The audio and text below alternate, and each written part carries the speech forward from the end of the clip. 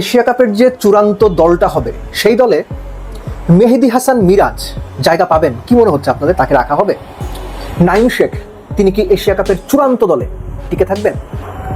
Asia কাপে বাংলাদেশ যাবার আগে দুই দিকে পৃথিবীর দুই প্রান্তে নজর রাখাটা খুব জরুরি। নেদারল্যান্ডসের বিপক্ষে বাংলাদেশের সিরিজ এবং একই সঙ্গে অস্ট্রেলিয়াতে বাংলাদেশের যে এ টিম নুরুল হাসান সোহানের নেতৃত্বে টপ 10 টি-20 সিরিজ খেলবে। খুব ভালো সম্ভাবনা আছে। অস্ট্রেলিয়াতে আহামরি খুব ভালো কিছু না।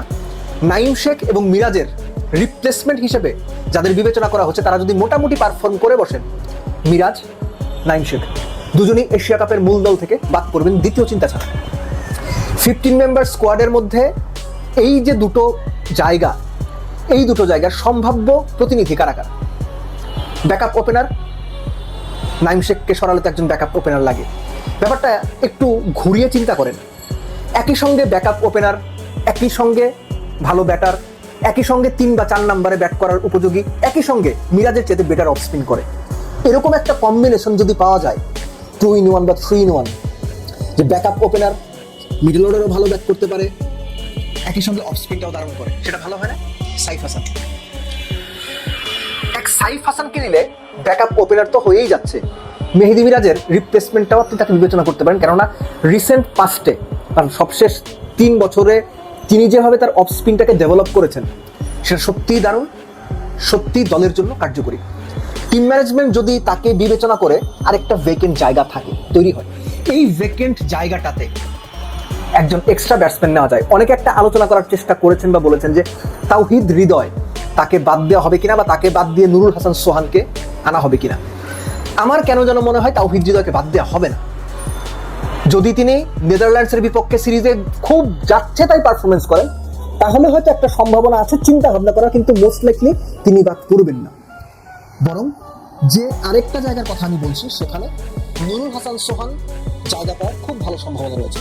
দলে দুজন উইকেট কিপিং রয়েছে, কিন্তু তারপরে নুরুল হাসান সোহান শুধু ব্যাটসম্যান হিসেবেই খেলতে পারেন। আর নুরুল হাসান সোহান যদি উইকেট কিপিং করতে চায়, তখন মনে হয় লিটন নিজেও তাকে উইকেট কিপিং ছেড়ে দিতে পারবে। এনিওয়েজ, নুরুল হাসান সোহান এবং সাইফ হাসান এই দুজন 15 মেম্বার স্কোয়াডে খুব ভালো দুজন কন্টেন্ডার। এর বাইরে আর যাদের নাম উচ্চারিত হচ্ছে বা যাদের নাম আলোচনা হচ্ছে, তাদের পোটেনশিয়াল হয়তো আছে, কিন্তু তাদেরকে আসলে কোন বিবেচনাতে দলে আনা হবে এটা একটা বড় প্রশ্ন হয়ে উঠতে পারে। সৌম্য সরকারের কথা আলোচনাতে আছে, সৌম্য সরকার জায়গা পেয়ে যেতেই পারেন, কারণ একটা আলোচনা হয় যে বিশ্বকাপ মানে সৌম্য সরকারের দলে চান্স পাওয়ার বা দেখ পাওয়ার একটা সম্ভাবনা তৈরি হয়, হুইচ ইজ ট্রু। সৌম্যকেও নেওয়া যেতেই পারে। তো সৌম্যকে যদি নেওয়া হয় সেই ক্ষেত্রে আবার ইকুয়েশনটা বদলে যাবে। সব মিলে এখনো পর্যন্ত যা মনে হচ্ছে, বাংলাদেশ সবশেষ যে সিরিজটা খেললো কিংবা আগামীতে এশিয়া কাপের আগে সবশেষ যে সিরিজটা খেলবে, এই দুটো সিরিজের ইন বিটুইন সবকিছু সিদ্ধান্ত হবে। আর বাংলাদেশের আসলে এত বেশি রিসোর্সেস নাই যে আমি চাইলেই 4-5 জন বাদ দিয়ে একই রকম পারফর্মার, তার সাথে বেটার পারফর্মার 4-5 জনকে দলে অ্যাকোমোডেট করতে পারবো, সেটা আসলে হয় না। বাংলাদেশের জন্য ওই একটা দুটো স্পট নিয়ে আসলে সবচেয়ে বেশি আলোচনা হয়, ওই একটা দুটো স্পটেই অদল বদল হয়। কারণ আপনি খুব ভালো করেই জানেন যে এশিয়া কাপের যে 15 মেম্বার স্কোয়াড যাবে, সেখানে পারভেজ ইমন, তানজিদ তামিম, লিটন দাস, জাকের আলী অনিক, তার সঙ্গে শামীম হোসেন পাটোয়ারি, রিশাদ, মাহেদী, মুস্তাফিজ, তাসকিন, শরীফুল, তানজিম সাকিব এবং সাইফুদ্দিন, এরা নিশ্চিত। সো তাওহিদ হৃদয়ের ব্যাপারটাও মোটামুটি নিশ্চিত, এটা আমার কাছে মনে হয়। যদি আমি শিওর না, কিন্তু আমার মনে হয় নিশ্চিত, তাহলে তার স্পট বাকিই থাকে দুইটা। মেহেদী হাসান মিরাজ, যাকে পার্সোনালি আমি ফিল করি টি-20 জন্য he is not good enough player. একই সঙ্গে নাঈম শেখের যে বিষয়টা, যদিও তাকে দুটো ম্যাচ খেলিয়ে বাদ দিয়ে দেওয়া, এটা আসলে একটা সমালোচনা তৈরি করবে কিংবা একটা আলোচনার জায়গা রাখে, কিন্তু নাঈম যেভাবে ব্যাট করেছেন তার উপর আস্থা রাখাটাও ডিফিকাল্ট হয়ে যাচ্ছে। এখন প্রশ্ন হচ্ছে যে নেদারল্যান্ডসের বিপক্ষে সিরিজে নাঈমকে যদি নাঈমকে এশিয়া কাপে নিতেই হয়, তাহলে নেদারল্যান্ডসের বিপক্ষে সিরিজে তাকে রাখতেই হবে।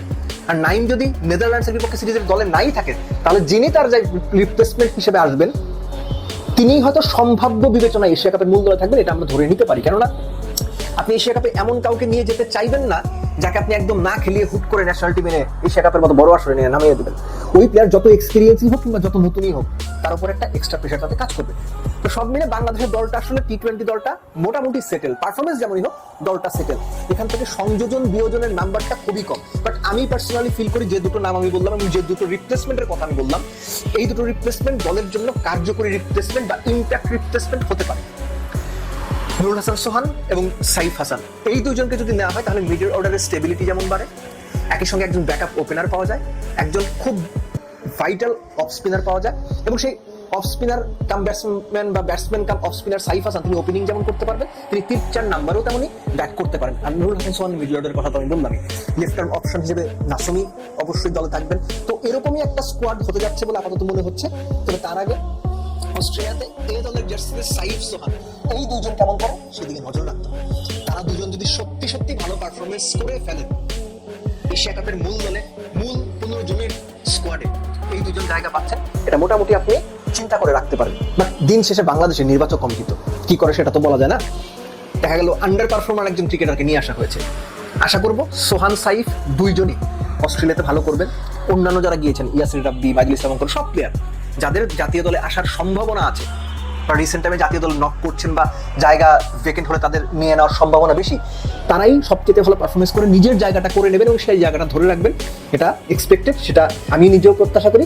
এবং সেই সঙ্গে পুরো দলটার জন্য শুভকামনা থাকবে যে অস্ট্রেলিয়াতে তারা যেন দারুণ একটা পারফরমেন্স করে নির্বাচকদের আরো বেশি চিন্তা করার, আরো বেশি অপশন হাতের সামনে থাকার সুযোগটা করে দেন।